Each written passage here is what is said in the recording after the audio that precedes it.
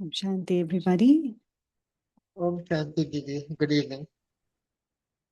Good evening to Monday Insight Sessions. 1 second, there is an echo here. Good night, good night. When she see.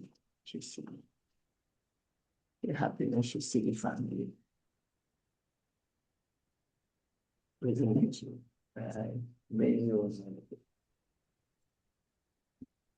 Om Shanti. Greetings of peace to everyone for joining us online and also invoking souls to come in person as well. Today, we are going to be exploring another dimension of silence, learning in silence, education for a peaceful mind. So January 24th, the United Nations has declared, proclaimed it to be the International Day of Education. And this year, they're looking at the role of youth. But as you all know, education it's a human right. Everybody should have access to education. To have a good education, it also depends how our leaders are. And education leaders in whom we know as children growing up, we all look upon to our teachers. They play a very, very important role in mentoring, in grooming, how we think, our approach to life, our approach to education system, and everything. I remember when I was a child, I would come home and say, I love my biology teacher and I love biology. They both went hand in hand. If I didn't like the teacher or the way they taught, there was a little hesitation or a little setback on that subject. I'm sure you might have had similar or a different experience, but there is a huge role an educator plays in each one of our lives, grooming on our thinking, our behavior, our perspective, many aspects. So today we are exploring the dimension of silence, how silence can play a role in education. So focus on silence as a teacher. Explore how quiet moments deepen wisdom, turn information into insight, and nurture peace, equality, and sustainable living. And who else can be better to talk about it than an educator itself? So we have today Sherry Jackson, whom we fondly call her as Sister Sherry, who is an educator by profession. She's the head teacher in a school in Georgetown, and also a practitioner of Raj Yoga meditation. So it's a blend of two. And I know personally she has been and being in the role of a head teacher takes a lot. Many times she says, sister, there's less of teaching. There's so much of conflict resolution, so many things, so many dimensions that has to be taken care of for a smooth running of a school. So we will I invite Sister Sherry to come and to take us along a journey of your own experience and how silence has played a role and how you use it in your day-to-day life. Learning from silence. Om Shanti. Thank you. Om Shanti, Sister Kinnary, and thank you for that beautiful introduction. Thank you. Om Shanti. Om Shanti, Sister Shana. Om Shanti. So, it's nice to be with the family again at this forum and to have these elevated, enlightening discussion. So, as usual, I'm always happy to be here and to share. I have a lot of experience, and I never thought that a time would come when my personal experience would have been shared at, a different forum, not just in the mind, you might replay these events, but I'm glad and happy to share my experience and hopefully it will enlighten someone else and, they can learn and better strengthen themselves. So, Sister Quinnery, I, when you mentioned the topic, first of all, I must say before we go to that, I enjoyed the commentary. The commentary was beautiful and it coincided with the topic silence. And when I listened to the commentaries, it was so empowering because from silence, we can, you know, remember or activate, I should say, our true soul quality. And as we proceed with this evening's discussion, I would like to remind us and to invite us to sit in a soul conscious awareness and just think about yourself as a soul. We're here as souls, not as roles, identity, you know, not as labels or gender or anything. We're just sitting here together as a soul conscious family. So, Sister Kiria was saying that when you said learning is silent, I remember my days with teacher and learning wasn't silent. When you when you think about it, the classroom is always noisy. There's always a buzz of activity there. There's talking, lots of talking and chatting. And surprisingly, silence was used in some cases as a form of punishment. Because when you talk too much, you have to put your head on the desk or you put your finger on your lips. And you're told to be quiet. And you have to be there in that position for a while. I would have done it. I said, okay, too much noise, And we think that if a child is not interacting or talking a lot, we think that they're not learning, but they're learning. Or they may not be staring at us in the face, but they're absorbing information. I have had cases where, as a teacher, we would do these things. You ask the student, or you see one child, he or she is not paying attention, and you turn and you say, "What was the last word I said?" And some smart student might say, "Said," but you're trying to get their attention, and you want to ensure that they're paying attention. And many times, the child that looks distracted is the one that knows the answer, is the one that will give you all the information that you're asking for.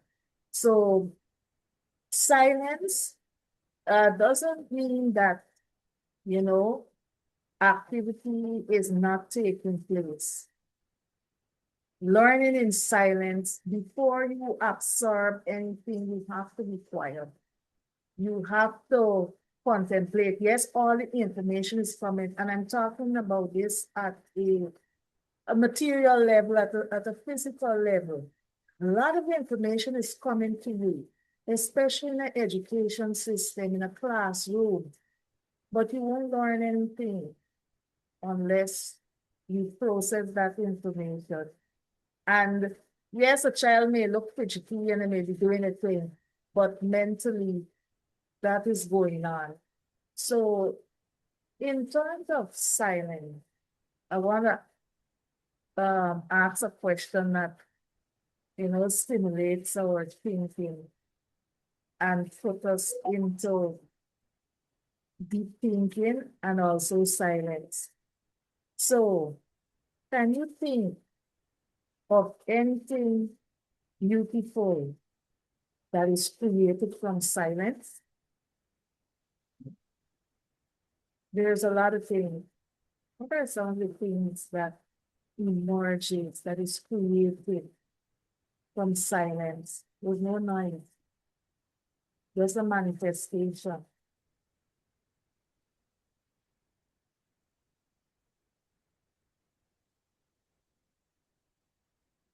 Anyone can respond. Things are happening. There is no sound.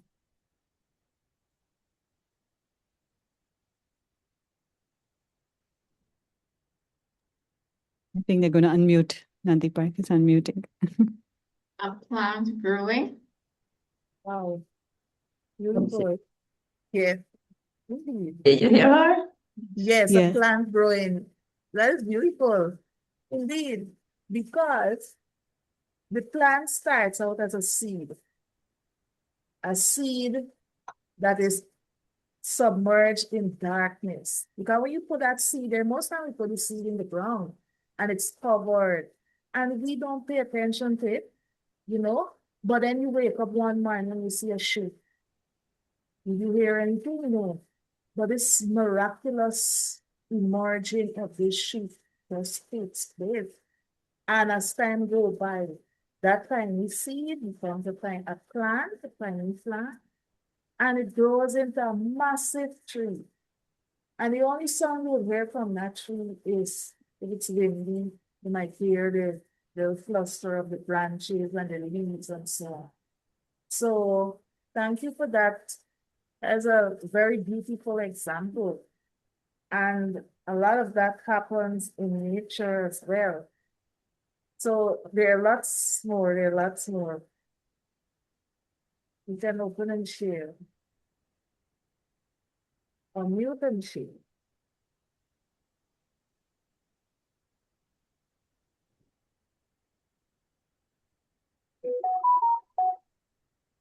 Anyone? Plant growing is not the only one. Anyone would like to share? What have you witnessed? Creativity or something emerging in silence? The first thought that came to my mind was the sunrise. Yes. And also the scene of spring after fall, especially when you're in a country where there is snow and everything looks dead. Or you don't see a leaf on the tree. And one day you see this tiny, and majority, if you're in New Jersey, New York, the flowers come and the flowers turn into leaves. You call it as cherry blossoms. So silence, the emerging of that. It's so beautiful. The sunrise in the morning, you know, the various colors that you will see on the horizon. You know, it's so beautiful. And there's no song, but there's beauty in noticing that sunrise and even the sunset, you know. So, and nature speaks to us in many ways, and we can learn from nature that, you know, you don't always have to be saying something or doing something to be learning or making, you know, songs. So there are other examples. Anyone else? You could unmute and share.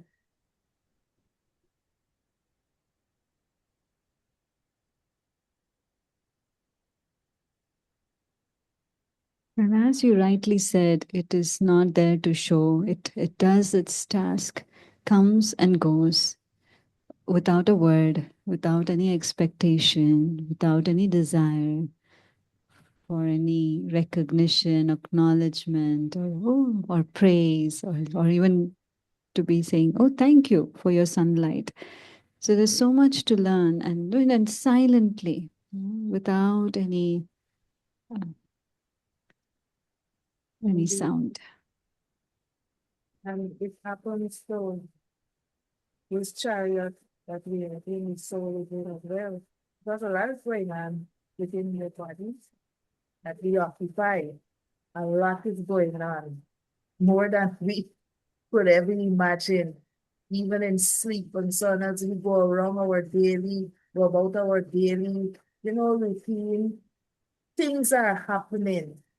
And it seems as though unless we cause some imbalance by eating something or overdoing it or so, everything works perfectly, you know? So that is another beautiful example. So anyone else would like to share on that before I move on? Shanti, Om You know, Shanti. silence, Yes, it yeah. gives us a space, that space where we can reflect, and we can reconnect with our values, intentions, like the voice. So you can reconnect. You can be in silence, and someone else can be in silence. But there's the awareness is there. You can be, have this deeper and mindful awareness. It's not just quiet, it's like clarity. Yes. Yeah. You don't have to turn up the volume, you just turn inside, internally, and in that silence, you reconnect. Shanti. Om Shanti, Sister. Thank you very much. And as a Brahmin student, you know that silence is one of the foundation of learning for Brahmin students, because it's through silence we connect with our true nature and connect with Supreme Soul. So within that silence, there is activity, there is something going on, there is an energy, there is a vibration. And in order for us to connect effectively, we have to go into silence. That is the only way in which we can magnetize ourselves to the Father, the Supreme Soul. And in that silence, something is happening where when you remain quiet, you are opening yourself to receive that energy from the Creator, from God. And when that happens, for those of us who go into deep meditation, you know that you feel so peaceful, and it will not last the entire day, but it carries you. You become energized from it. So there's something going on. So you see somebody sitting quietly. So a lot is going on there, especially in meditation. And I know that in the world out there, silence makes people so, what I must say, they find the silence awkward. And if you're in a room with a group of persons and you're not saying anything, I don't know how many of you experienced that. You would come to you and say, what happened? You think that something is wrong, but nothing is wrong. You're just there in presence, observing. And I could remember, even as I say this, I remember this writer and teacher. I would say he's a spiritual teacher, but his name is Eckhart Tolle. And he wrote this book, The Power of Now. And when he would speak, the first time I listened to him, I didn't understand. So I switched out from the video because he was talking, I couldn't understand, because every word he said, there was a pause. So while he's speaking, he speaks slowly with purpose and emphasis, very slowly. Just like our dear sister Didi Mohini, if you notice how she speaks, she doesn't speak in a rush. She speaks very quietly, smoothly, and she pauses in between, So that pause gives the intellect the opportunity to collaborate itself and to get the information that is needed to be presented out there. So sometimes, we feel that, silence is, it's boring, it's boredom. No. Silence could also be fun. It depends on how you see it, right? So, Sister Kimberly, would you like to elaborate more on that? Because I know that you have been a Raj Yoga student for so long, you have a wealth of experience. And you can relate to what I just explained in a more detailed way. Repeat the question once again. Which part would you want me to elaborate? On the fact that what happens during meditation, that connection, it is not, it is silence, but yet there's activity. Absolutely. Yes. Very true. So meditation is not just to sit in quiet. One is quiet, one is silence, another is stillness. So it's a time when we can look within. It's a time when the inner noise settles down. Right? And, it's like when you have a puddle of water and if it's turbid, and you just let it settle, all the silt and everything will settle down and you can see clearly. It's meditation is really to get in touch with your true, authentic self, your higher self, your purest self, your elevated self. And it allows the time, it's the time when you can take off the layers, all the biases. When I say the noise, it's just the past impressions, what I've heard, experienced, and all of that. So we're able to peel those things off. That's okay? Yes, and based on what you explained, it also minimizes overthinking. For me, I'm always planning something in my mind. I'm always thinking about, okay, putting systems in place mentally for the day and for the days to come. And when you sit in silence, it kind of tones down all of that. It tones it down because within that space, you're getting the nourishment that you need. And it is within that space, the soul, the characteristics of the soul is only through that you could make that connection. And with that, I'm thinking that it's all about remembrance, right? It's not this, Right. it's not that it's something new to the soul. It's just that when you sit in silence, there's this remembrance, right? Yes. You'd like to split that word, re and member.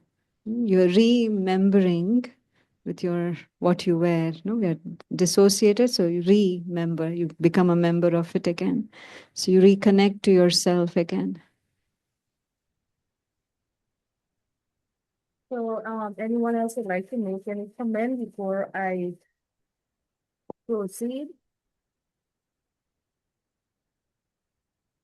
Just this afternoon, I was thinking at an event, something took place that really kind of coincided with what I had to do.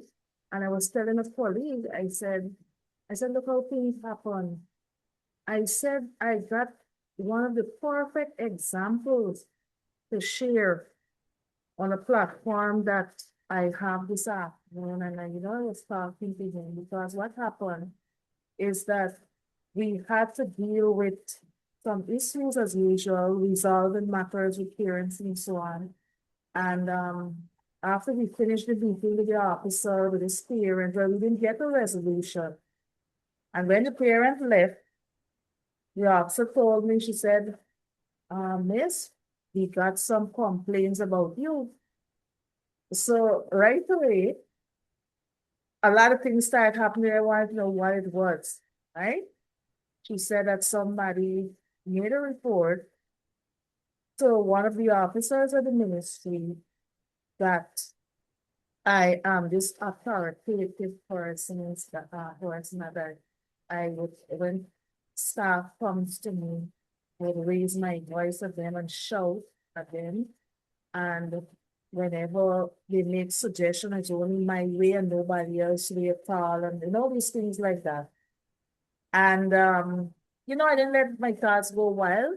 I smiled and I said, look, I said, I can invite the staff and you have a private discussion with them to get more of where that is coming from. Because she looked at me, she said that for the time I've been supervising the school, you never come across as that kind of person. Now, years before ever coming into this learning, into this Raj Yoga lesson and teaching and so on, I would have been worked up. I'm telling you, I would have been an emotional wreck. But while she went ahead to have the meeting with the staff to find out what is going on, I was eating my lunch. When she returned, I asked her what was the finding. So I did not think about who said it, all this stuff, why they said this, why did this. No, I didn't. And I just feel that that was a lesson for me. That was a challenge for me to overcome. And when I sit down in introspection, I was very happy that I have evolved, I have transformed, and I was able to deal with whatever happened. Anyway, it so happened that somebody's trying to be mischievous, you know? Somebody's trying to be mischievous, and that was it. But why I'm telling you this is that my reaction, I did not overreact. I was able to maintain my composure, and I didn't have this overthinking, and I didn't have any feeling towards whoever said it, to be honest. Like, it just didn't matter to me. And I realized that in my life, there's the challenges that used to affect me before. Yes, it increased, but then as it increased, the more it increased, the more I'm able to deal with it. So it's the first time in my teaching career something like that would have happened. So instead of burdening your mind with, you know, who said these things and so on, you just sit quietly and let it go, and you get strength here. And the whole situation coincided with what I had to do this evening, and I'm so happy and grateful that with the Raj Yoga lesson, it is helping me. And I know that for those of you who are Raj Yoga students, you are benefiting from it. No overthinking unnecessarily. It's not that I don't. I do think and plan, but this afternoon when this incident occurred, I was able to, maintain that stage. So and the matter was dissolved. So let me continue with the discussion. That's very excellent, Sister Sherry. Thank you for sharing that. And it's so commendable to see your drastic, radical shift in your response, and there was no reaction, and how you let it pass. This shows the power of silence, the power of meditation that you have incorporated in life. So congratulations on passing the test.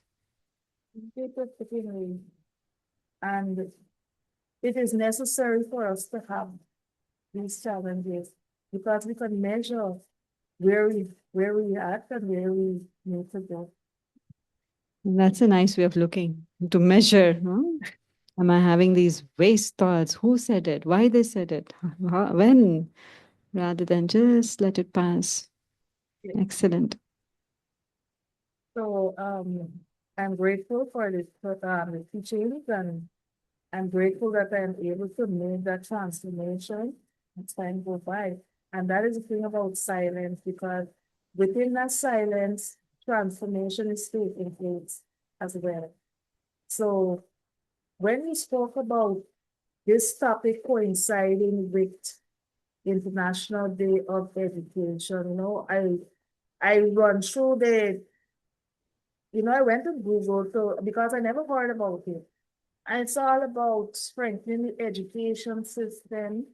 It's all about barriers to education and how to remove the barriers and the challenges and so on. There's a lot of discussion on a material level about International Day of Education. So I looked at what they had planned, and I said that, every year there's always something to look at in that perspective, and we will always have some challenge in the education system, in the delivery of the education, the curriculum, and so on. But if we should adapt the tool of learning in silence to our personal life, to our spiritual growth and transformation, then we will acquire more. But it so happened that this knowledge, it is not really, expanded as yet to, so yes, there's a lot of persons who know about meditation and so on. And yes, they're using it and so, but we need more persons to get that experience I mean, to come on board and be part of the Raja Yoga community. I could tell you that. So let me go on to the next aspect of the presentation. So I did some research. I have something to share. So here I would like to, according to Brahma Kumari's teaching, I have a quote here. It says, silence is the seed of wisdom. Silence is the seed of wisdom.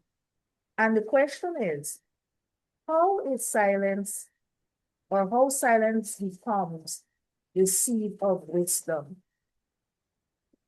Anyone would like to share? Here, we're going to silence to present our thoughts. Well, we have to think before we answer this question here.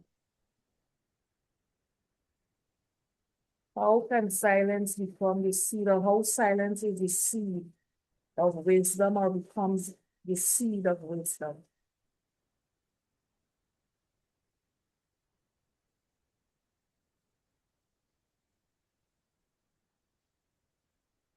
Something we do a lot every day for those of us who are Raja Yoga students. Om Shanti. Sister Sherry, Om Shanti all. Good evening. Om Shanti. Yes. It is only in silence can we become wise. Means have wisdom. If the mind is cluttering all the time, going here, going there, we don't get anywhere. That wisdom will not come to us. It's when we keep the mind quiet and think in the right way, we will be able to make whatever is necessary, any decisions, any whatever we need will come to us in those silent moments. And then that is where wisdom comes from. It is the seed. My little contribution, Om Shanti. Om Shanti. Thank you very much for that contribution. And it's so on point.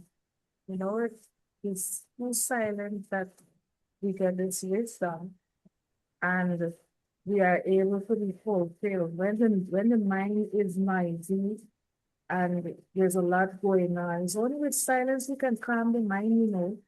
So thank you, Sister Sylvie, for that. It's only through silence you can calm the mind. Exactly. Om Shanti. Om Shanti. Sister Sherry, see any discovery or invention made by the inventor, when they went into the absolute or silence, then only they can concentrate and make any invention.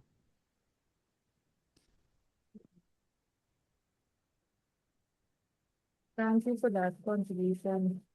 So you see, the answer is within. The answer is within. And it's emerging because we have to pause, we have to think, and we have to put it together. What is this question about? How do I answer this question? And it comes from deep within. When you pause and you think about it. Thank you for those two contributions. Any others? That is proof that we have there, that silence is the seed of wisdom. That is proof. There's two proof. Any more proof?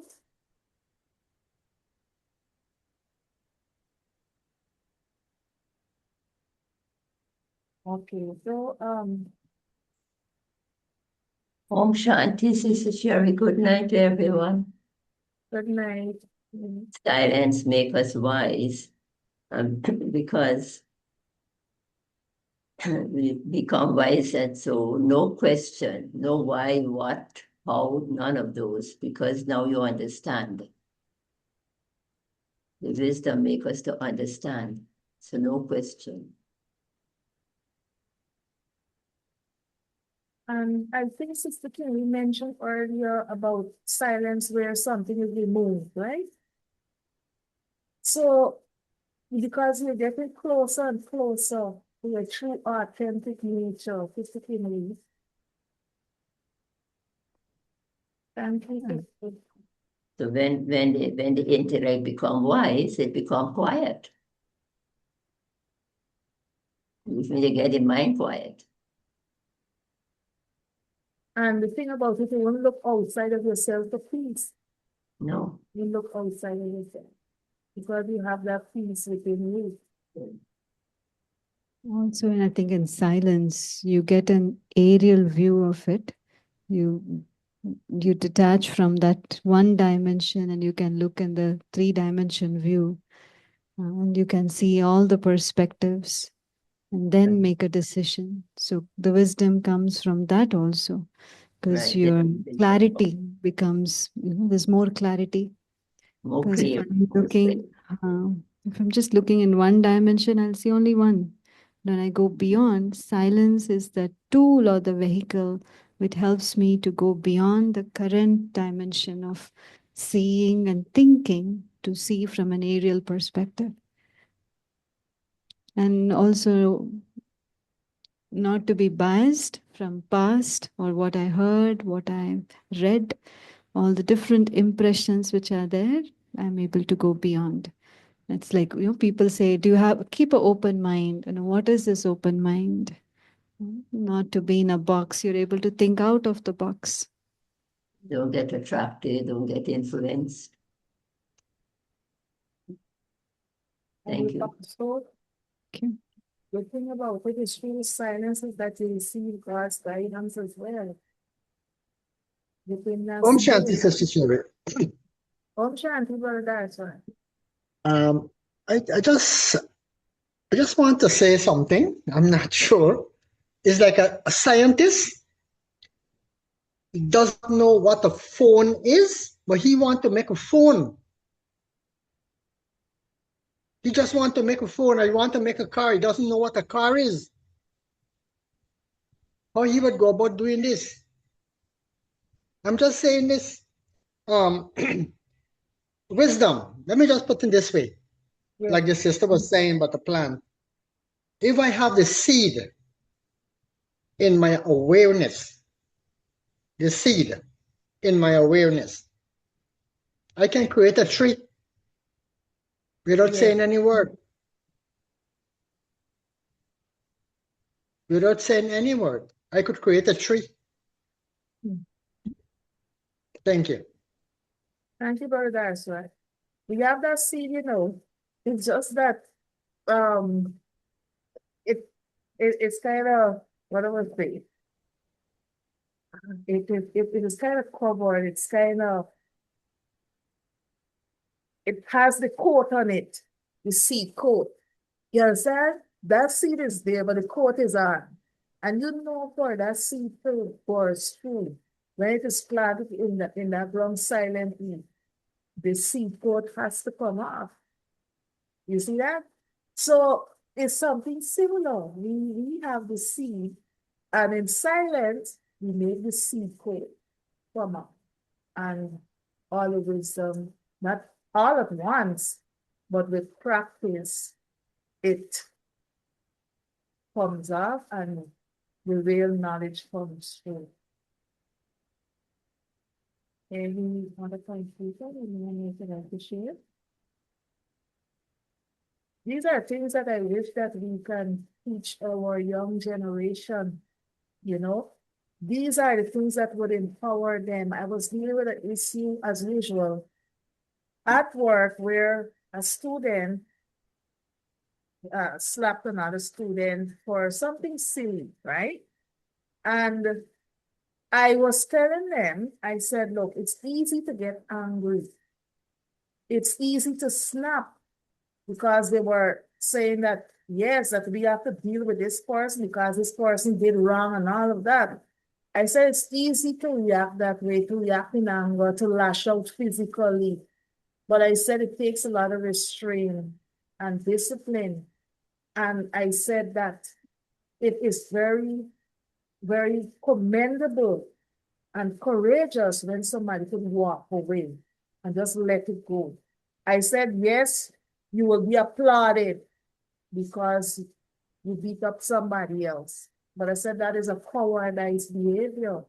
I said power comes from restraint and ignoring and walking away. And they were talking a lot. But when I said that, we could avoid a pin drop. And I know that I touched some aspect of them that wasn't touched before. They were quiet, silent, and they were looking at me because I think maybe the first time in their life that an explanation like that was given. And they felt a kind of way because, society always kind of hype up this kind of macho behavior, and instead of embracing a peaceful resolution, it's easy to pick up a weapon, it's easy to shout, get angry and all of that. So if our students at school level, even as early as nursery, where they could understand, you empower them, we will get less conflict in this world and there will be more peace, so let them know that the power comes from within them. We have all the solutions. We have everything is there. We have it. But it's just that we haven't tapped in enough, in order to let it emerge. So all that you would have said is very good and very powerful in the sense that it highlights, where that wisdom comes from. Any other contribution in terms of that? Sister Sherry, on the basis of what you're saying, Yes. just to conclude what you're saying, you see a movie named Terminator? Yes. I did. Does this fit in with what you're saying? When the immortal man came down and he had to go and get clothes, how the intellect visualized the entire building? Yeah. Acha. Okay. Well, that's right. I like your examples. Yes. And that is so true, But in this case, he used the word terminate, the terminator. And it is a case where how it coincides with silence is it ends something, to end that mental activity that causes distortion within our reality. End it. And we end it with silence. Right? We terminate it, the terminator. Right? So thank you, Brother Dasrat. Any other contribution?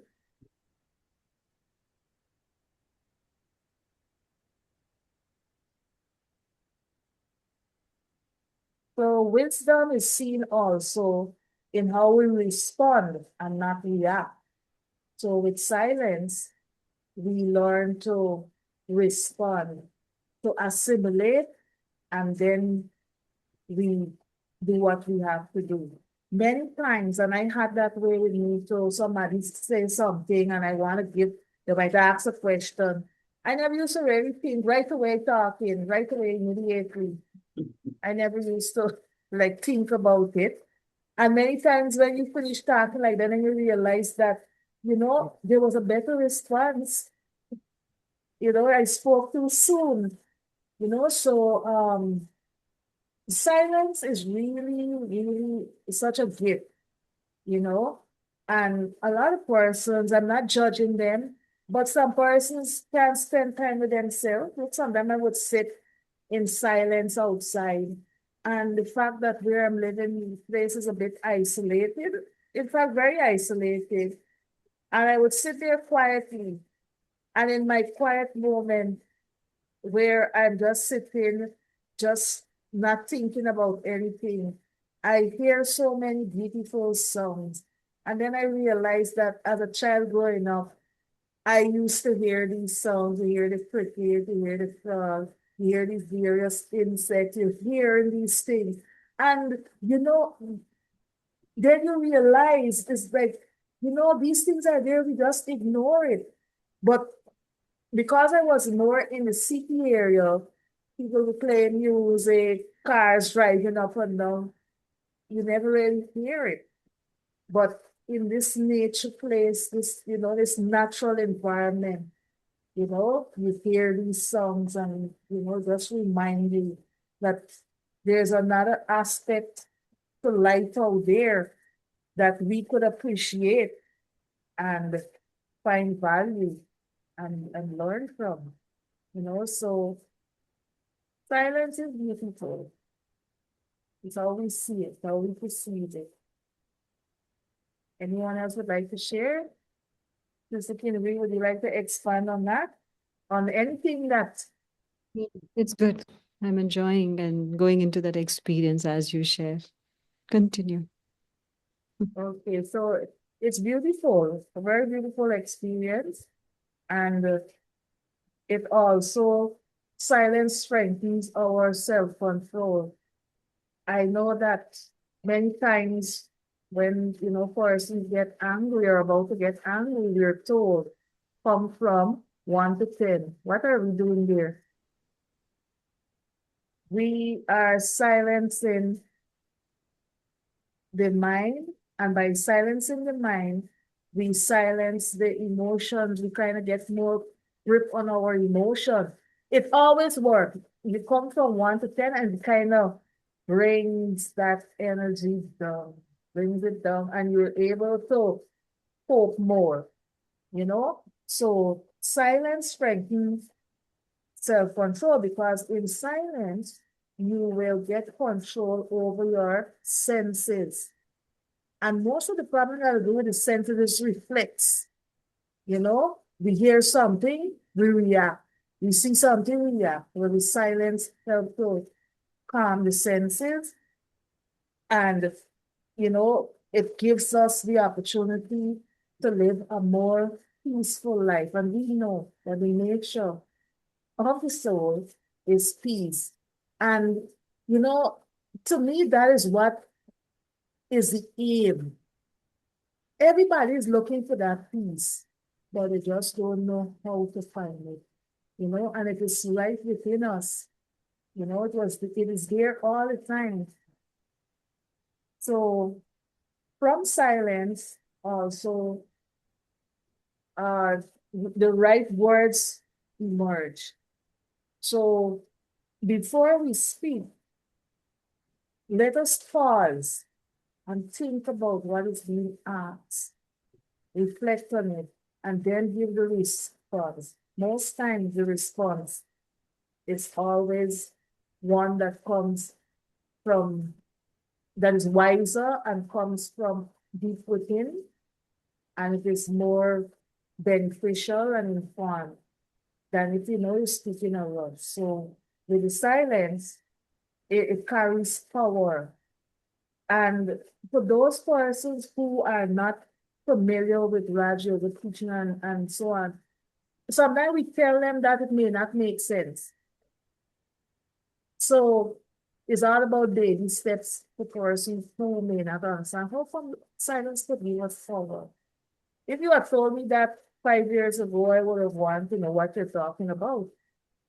So it is something that it gradually grows on you in baby steps. And then you realize that, yes, silence gives power. Indeed, as I spoke to the students and I told them, I said that you don't have to react if somebody says something to them. Like, for example, the whole thing stemmed from somebody post something on the status. and somebody saw it and was offended and think it was meant for them. You see that? And they wait until school dismissed and they took action. Also, I show them how it's not worth it. I said, you have exams, you have a bright future ahead of you. I said, you are the future generation. And we don't want you to be like that. I said, when we are outgoing, y'all are coming now to take over from us. And we want you to be empowered. We don't want persons who, the slightest thing you get angry and you're so distracted and not focused. So I try to, spin it around in such a way for them to see their value in the scheme of things. Because yes, they are needed here, but we want rounded young people. You understand? You don't want them to be scattered all over on the slightest thing they're not, they're not able to resolve things that is happening. I told them about the world of work. I said, if somebody say something about you at this level, which is school level, I said, when you go into the world of work, courses will say more. What will you do? I try to show them these examples. And I wish I had the opportunity to really talk to the students in that way, besides just when there is a conflict. But because I'm so busy, I don't get the opportunity to really speak at assemblies and so that whenever I get a chance, I would go to classes and I would speak to the children and try to empower them. And they would say, Miss, it make us feel good, And we like how you talk to us because sometimes we need to be careful not to talk to the students like if they're a problem. We talk to them from the standpoint of empowerment and let them understand their worth even at that young age and how valuable they are, not just to themselves, but to others. And the fact that we, the older generation, wants them to be the best of the best character, the best personality. All of them, it won't be 100%, but it could be enough so that when they go into the world of work, they have tolerance and the courage to do what is necessary to cope, because conflicts, it is there. So if at the school level, if not at a young age, if you cannot, have that self-control, and I told them about self-respect as well, then when you go out into the world of work, the possibility exists that you may not last long there, because at the school level, we say, okay, they're students, they're young, but when that attitude is transferred into adulthood, not everybody will see you're not a child anymore, you're not a teenager for us to say, okay, you're an adult now. So, any other contribution?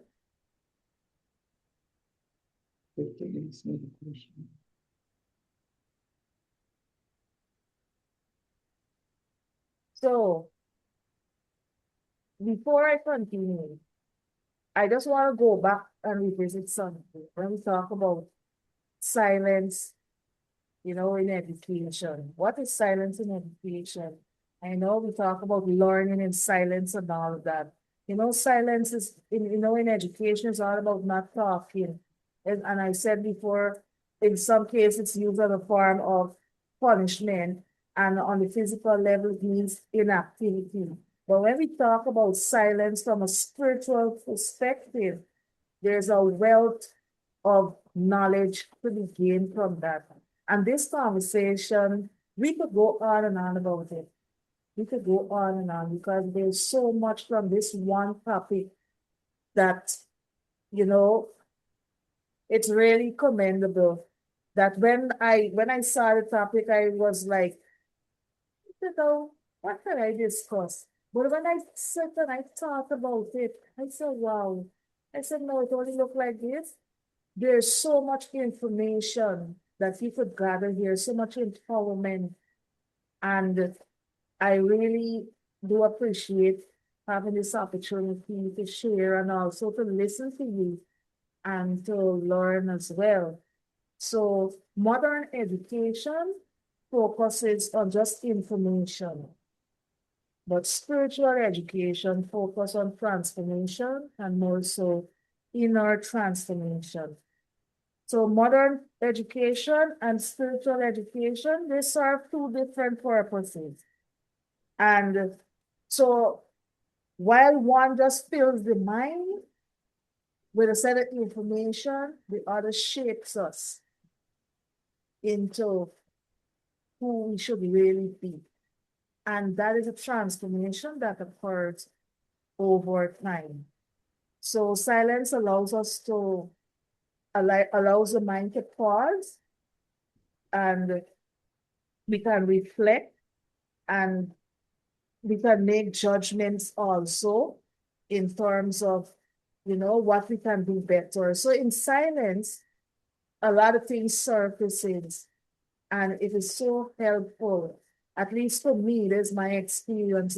It's so helpful that sometimes in the quietness, sometimes I would get a wealth of information, not in the form of words or somebody saying something to me. Is my own intuition.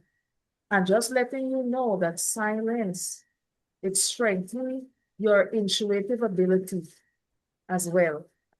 So, it's just like anything, like the muscle. The brain is a muscle. If you don't use it, you lose it. And that is why you find that some persons after a while, they get forgetful, they get dementia and all of that. But you look at the people who are still active, they're reading and they're doing activity, they're sharing their knowledge and they're receiving and they're interacting and so on.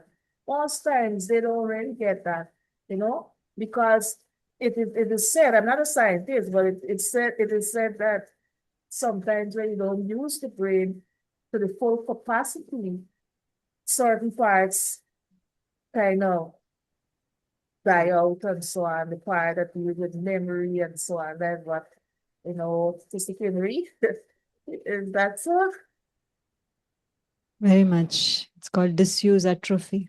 You don't use it, you lose it.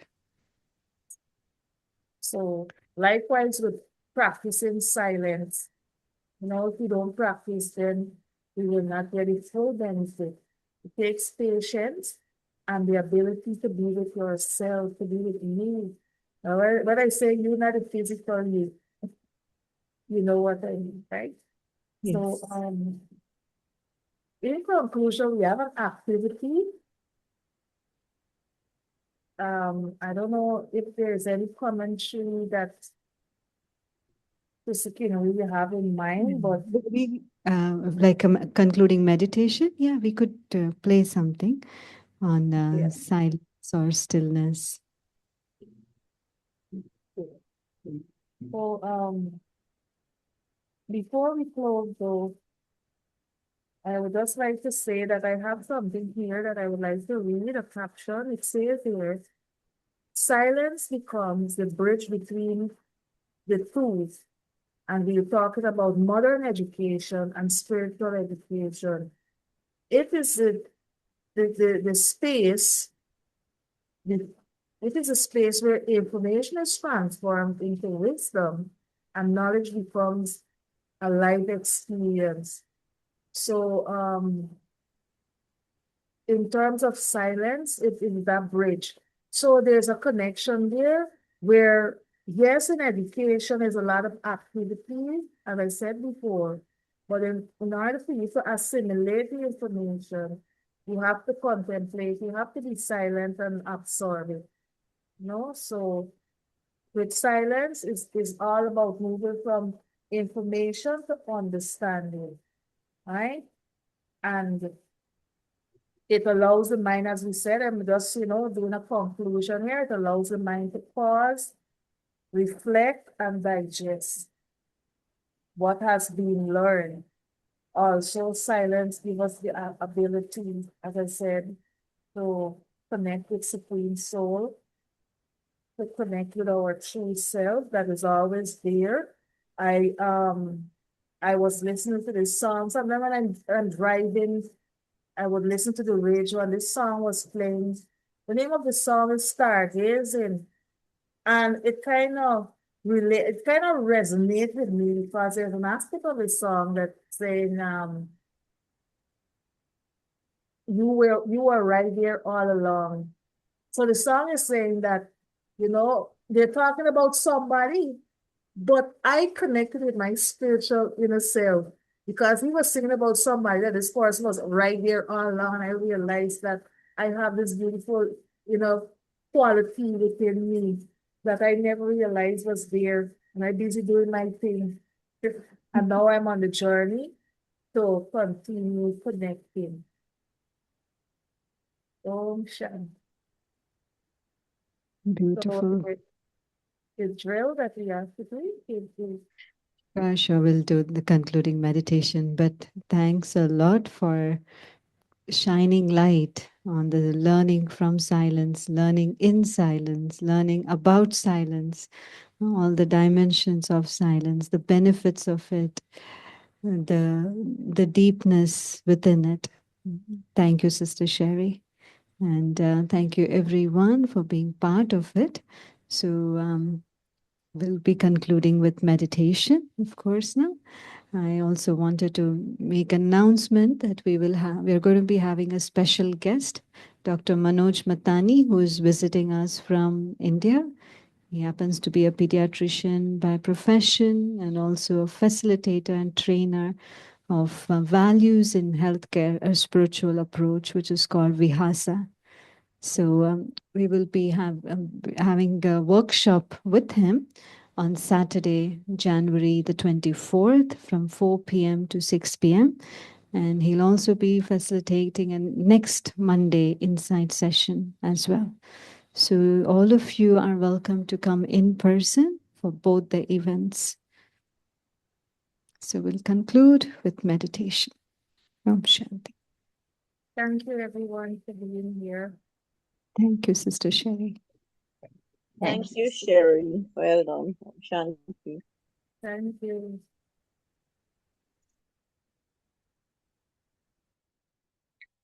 Let's all just sit back.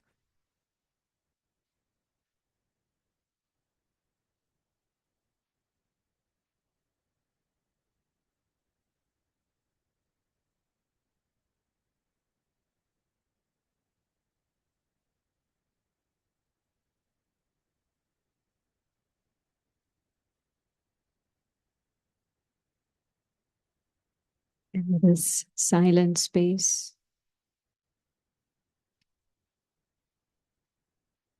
in this stillness,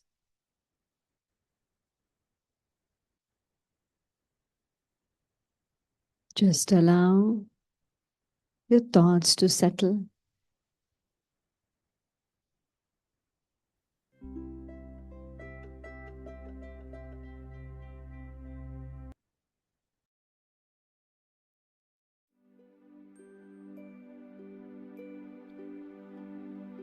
No matter what's happening around you, whatever is happening within you.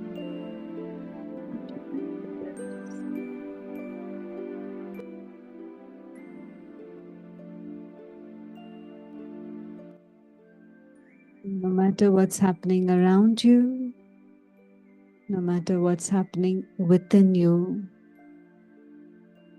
just take these few moments to observe your true self, your inner self.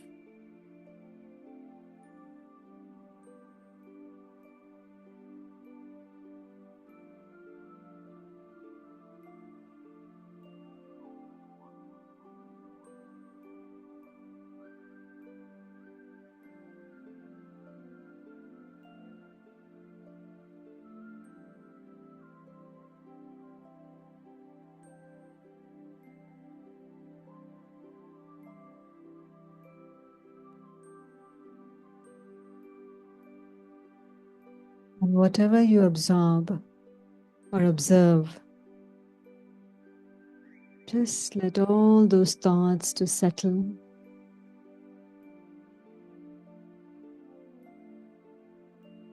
and you see your authentic self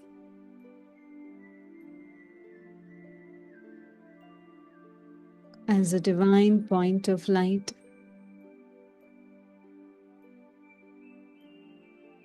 The living, conscious being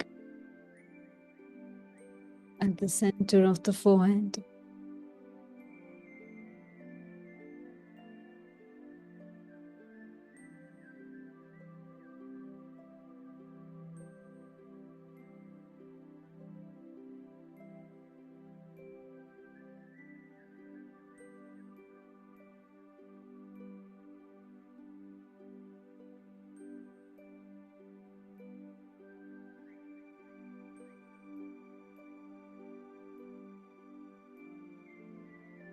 Get in touch. Your pure, sacred, authentic self, which is absolutely silent and also still.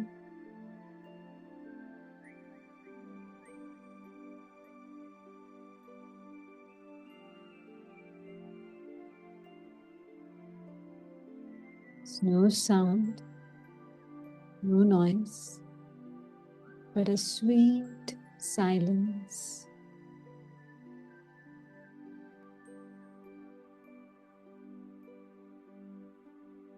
And in this silent space, I open the heart of the inner being.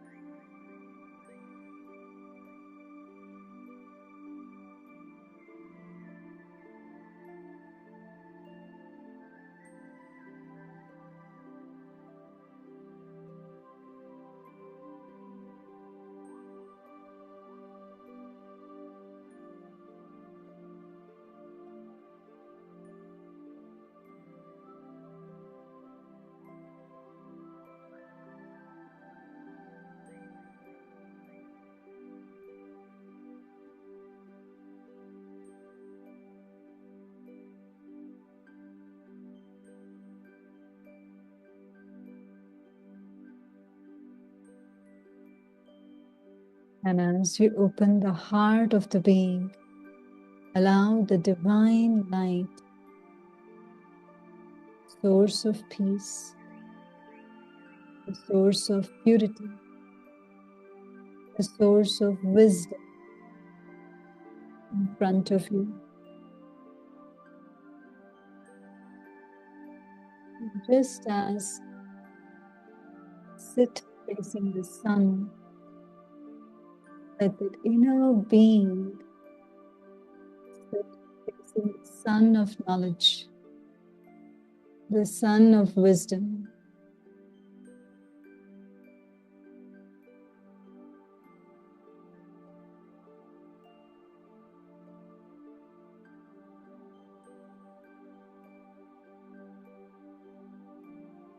Allow the divine's light every ray from the divine light to pass into you, around you, and embrace you in all directions. The silence is healing. The silence empowering.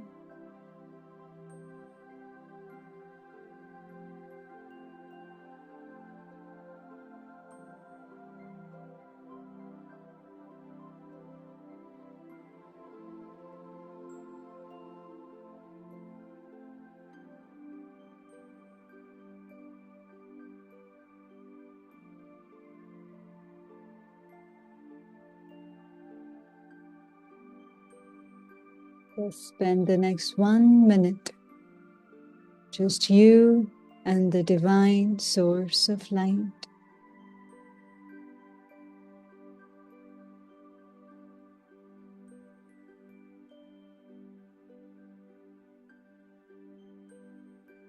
Shanti.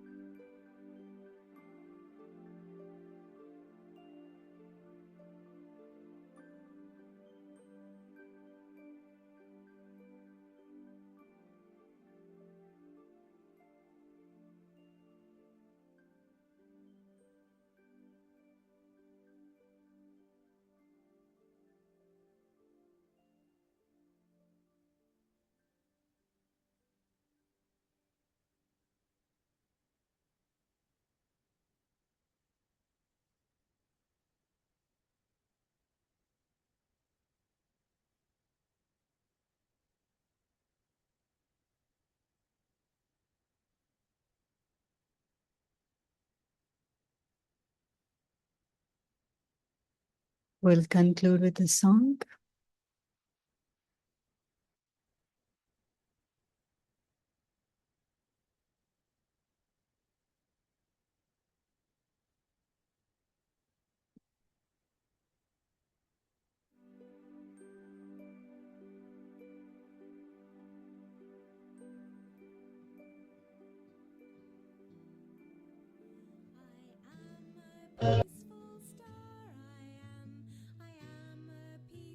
Star I am. When we care together, then we share together. We are peaceful stars. We are. I am a peaceful star. I am.